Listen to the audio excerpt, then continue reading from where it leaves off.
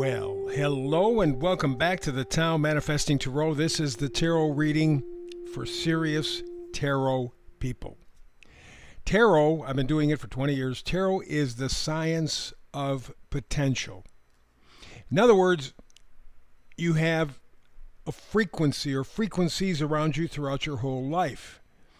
Your choice to tap into the appropriate one at the right times is critical. And that outlines your potential. And you are working within a certain set of parameters. I know it's real popular for people to go, well, you can be anything you want to be. Bullshit. We all come here with a destiny. You can see that in somebody's astrological chart, and I've done astrology for over 50 years. Right from the moment a baby is born, you get the time, location, and you can chart out their life.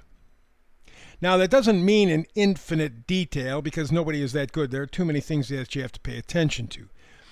But you can spot the highs and the lows. You can talk about their personality, their character, with tremendous accuracy. And for those people who think, wow, this astrology stuff is all baloney, back in 1948, there was a big company, not so popular today, RCA Victor, it was Radio Corporation of America.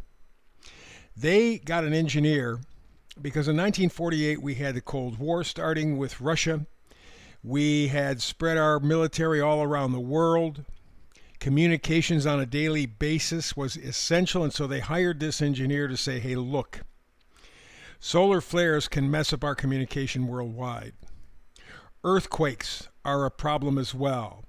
See if you can find a way to predict these things with some pretty good accuracy. You know what this guy stumbled on, this engineer in 1948? Astrology.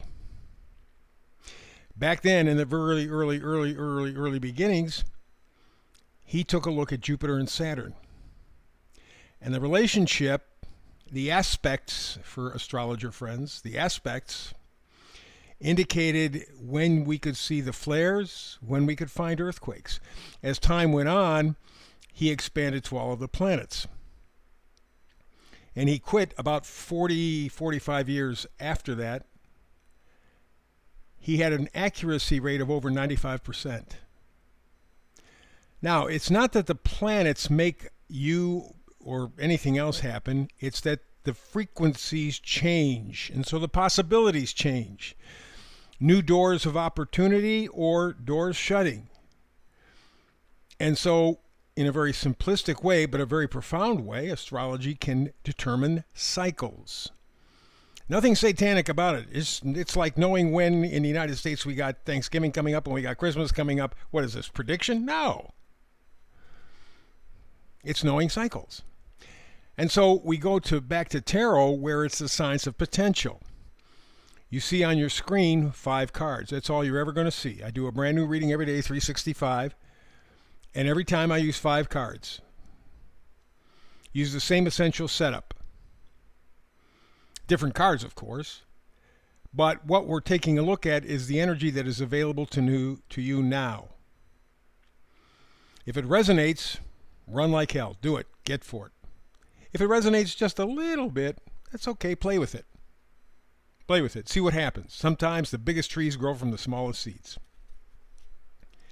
But the point is, when it comes to tarot, stuff does not automatically happen. You have to engage. You have to make a decision. You have to get involved. So, that's what I do. So we're going to get to the reading in a moment, though. I just want to go through this thing that I know everybody finds annoying, but you know that the internet is rigged. You know they have algorithms. So please, if you are so reclined, and I know I'm saying inclined, I'm having fun with it. If you're so reclined, please subscribe, share, like. Just makes the algorithm a little bit more in my favor, and that's really the important thing. But in terms of the readings, the important thing is you. This is all about you. I want to inspire you. So let's begin. In the middle with the Oracle card, sets the mood for the reading. It talks about regeneration. Regeneration. You think of the phoenix rising from its ashes. Yeah, that's true. That's true. And that's kind of what the world is going through right now. And if you just take a look at the astrology, it will be the United States who kind of sets the stage for either this rebirth or destruction. I think it's going to be a rebirth. But like all birthing, it's going to be a little painful. And so the first thing when anybody is looking to make any kind of changes, for good or bad, will it hurt? We're like little children. Will it hurt? Yeah, it's going to be difficult. Not going to hand you a lie. It is going to be painful. It's going to be difficult. And it's starting right about now and going to keep on building through 2025. And I mean,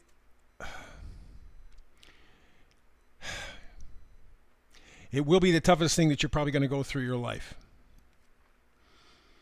It is horrendously tough, challenging, and you have to keep your head. You have to keep your wits. Don't get emotionally involved in it because you're going to lose. But if you ask the question to regenerate humanity, will it hurt? Will it be painful? Yeah. So just be prepared. But the meme for today kind of helps a little bit. It says, no gardener ever made a rose. You cannot construct the next version of you. You can only tend the conditions in which that next version of you has a chance to grow. So as we're going through this regeneration process, which literally is happening now, it's beginning, early stages, and you can see the stuff around you. If you pull your head out of your ass, I mean, it's real obvious. We got economic crisis, we have a health crisis, we got a government crisis, we got a business crisis, we got an economic. I mean, you name it, we got it.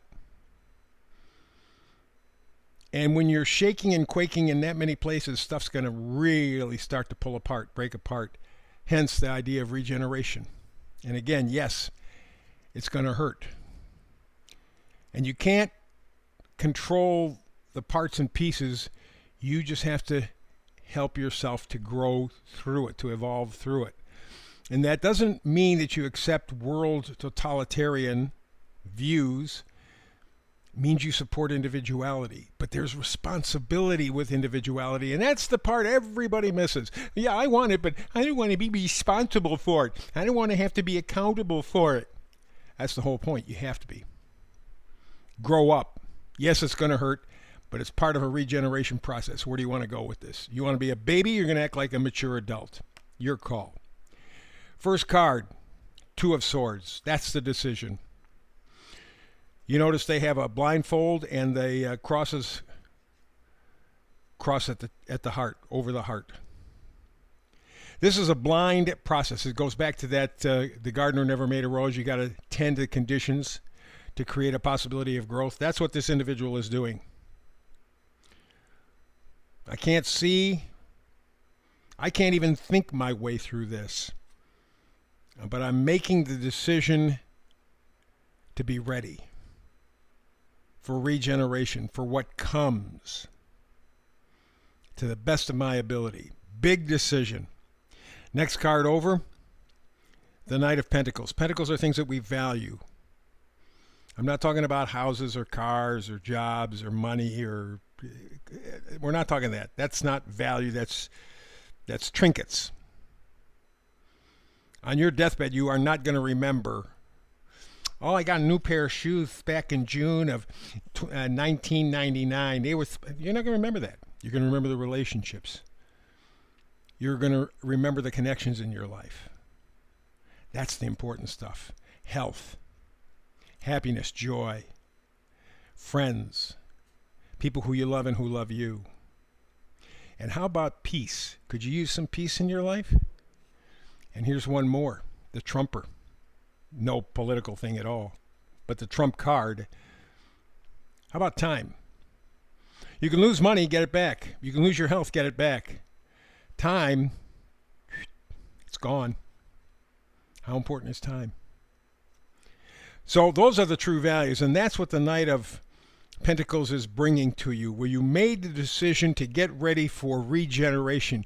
You understand it's going to be painful. but you're willing to move ahead. And the thing that really allows you to move ahead with success, with positivity, your set of values.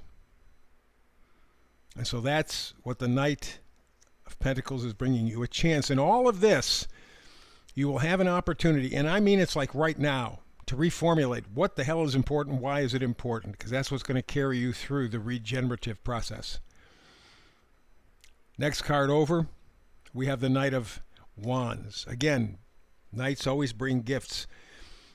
The Knight of Wands bring positivity, enthusiasm, confidence, courage. That's what you're going to need in the next year or two ahead. Because stuff that's going to happen that you couldn't possibly believe and don't want to. You're going to find out things that you don't want to know, but you have to. And your life will change substantially. Question is going to be good or bad. That's where you play your part. So will it hurt? Yeah. But it's part of that regenerative process. So armed with that attitude, that mindset, we bring the Knight of Swords. And it's interesting that the last three cards have all been knights. The Knight of Swords, the Knight of Wands, the Knight of Pentacles, bringing gifts. You are going to be given the opportunity. This is not all on you. But damn it, you have to be open to the possibility of growth, to the possibility of regeneration. Will it hurt? Yes. But that's part of the birthing process. It's like virtually every woman who's ever given birth. During the process, she is in intense pain, very uncomfortable. But as soon as she sees that baby, it kind of all dissipates. Well, that's where we are. We're in the countdown. It's happening right now. Regenerate your life. And if we all do it, we regenerate humanity. Will it hurt? Yes. That's the reading for today. Back again tomorrow with a Tao Tarot reading. Between now and the next time we do tarot together, peace and blessings.